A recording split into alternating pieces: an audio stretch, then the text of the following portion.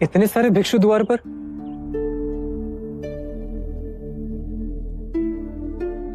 प्रणाम महादेवी।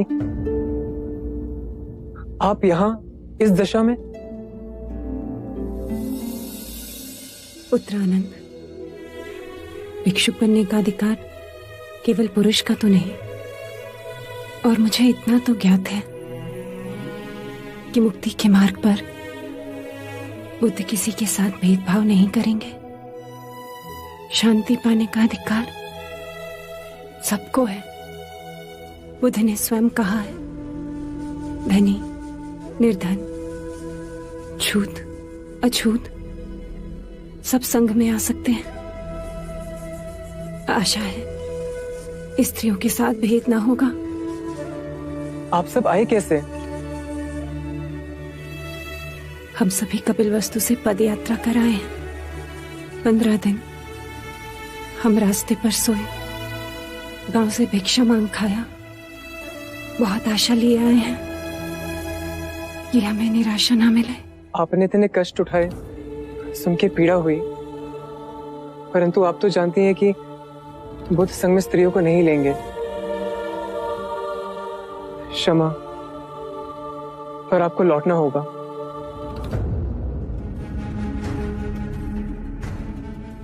हम बहुत दूर से आए हैं, अब लौटेंगे नहीं। और हमने ये सिद्ध कर दिया कि हम भी भिक्षुक की भांति सब त्याग सकते हैं। हम पर कृपा करो, बुद्ध के पास हमारा निवेदन ले जाओ।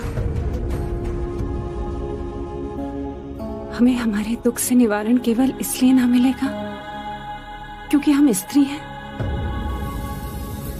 हमें भी अधिकार है निर्वाण पाने का। बुद्ध से हमारे लिए विनती करो, हमारे दुख का व्याख्यान करो। जिस बुद्ध के हृदय में सारे संसार के लिए इतनी करुणा है, वो हम पर भी करुणा अवश्य बरसाएंगे। आप यहाँ विश्राम कीजिए, मैं तुरंत बुद्ध के पास जा आपका निवेदन उन्हें देता हूँ। मैं वचन देता हूँ कि जो बन पड़ेगा करूंगा।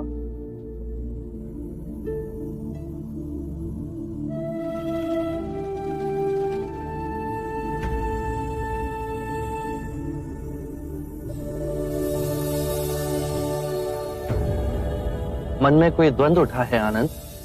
एक प्रश्न है, क्या स्त्रियों में भी क्षमता है कि वो साधना कर सके, समाधि पा सके, अरिहंत बन सके? कोई संदेह नहीं, स्त्रियों में महान शक्ति। तो संघ के द्वार स्त्रियों के लिए क्यों बंद हैं?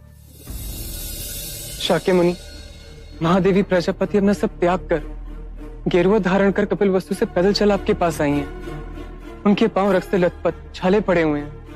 ये सिद्ध कर कि जितनी यातना पुरुष झेल सकता है उतनी स्त्री भी झेल सकती है। आंखों में केवल एक ही आशा लिए और हाथ विनती से जोड़े कि उन जैसी स्त्रियों को आप दिशा दिखाएंगे। उन्होंने कहा है कि स्त्रियां पूर्ण जीव हैं, उन्हें भी अधिकार है मुक्ति पाने का। हे करुणा निधान, अपनी कृपा का हाथ उन दुखियारियों पर रखिए।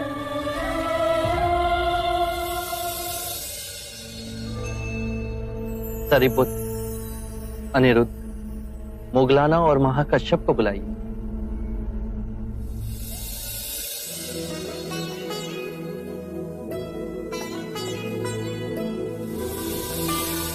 प्रणाम महादेवी। नहीं, मैंने जल का त्याग किया है। जब तक अब बुद्ध मुझे दीक्षा नहीं देंगे, मैं जल ग्रहण नहीं करूंगी। आप सबने जो 8 नियम बनाए हैं उससे मैं सहमत हूं। आनंद, तुम जाकर इन नियमों की जानकारी दे दो। यदि आप स्वयं आए तो माता प्रजापति को प्रसन्नता होगी।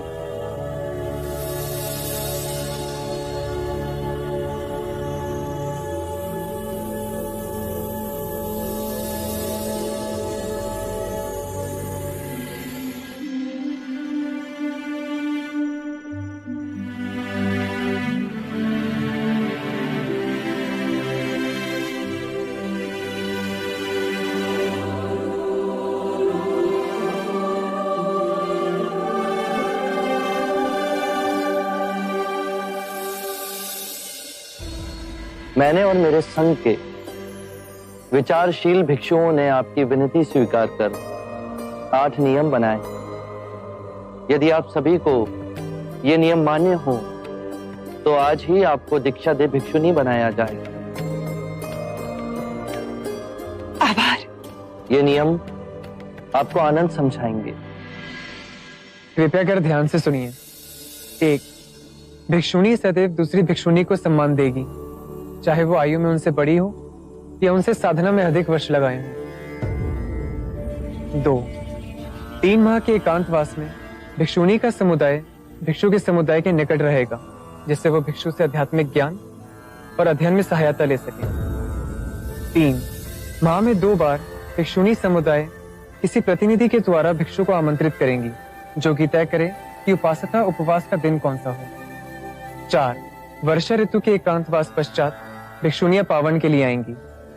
ये दिवस बोधिसत्व का पावन दिन 11वें माह की पूर्णमासी को मनाया जाएगा।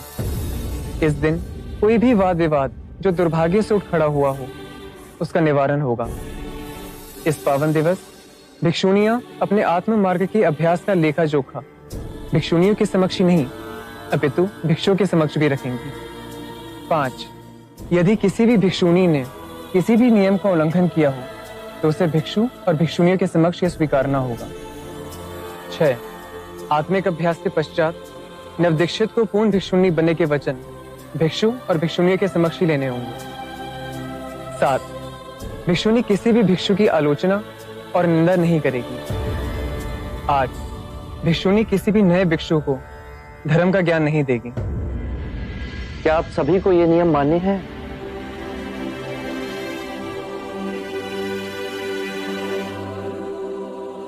हाँ, हमें ये सारे नियम मान्य हैं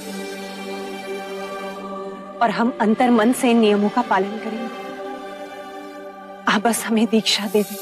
आप सभी भोजन और स्नान करके आइए। आज ही आपको दीक्षा दी जाएगी।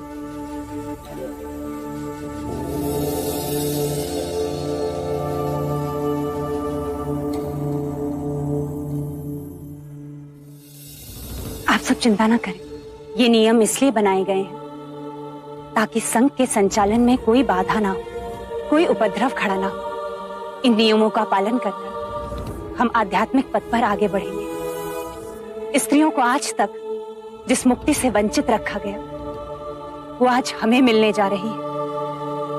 बुद्ध के इस कदम से हम सभी को मोक्ष में पुरुष के बराबर का हिस्सा मिलेगा।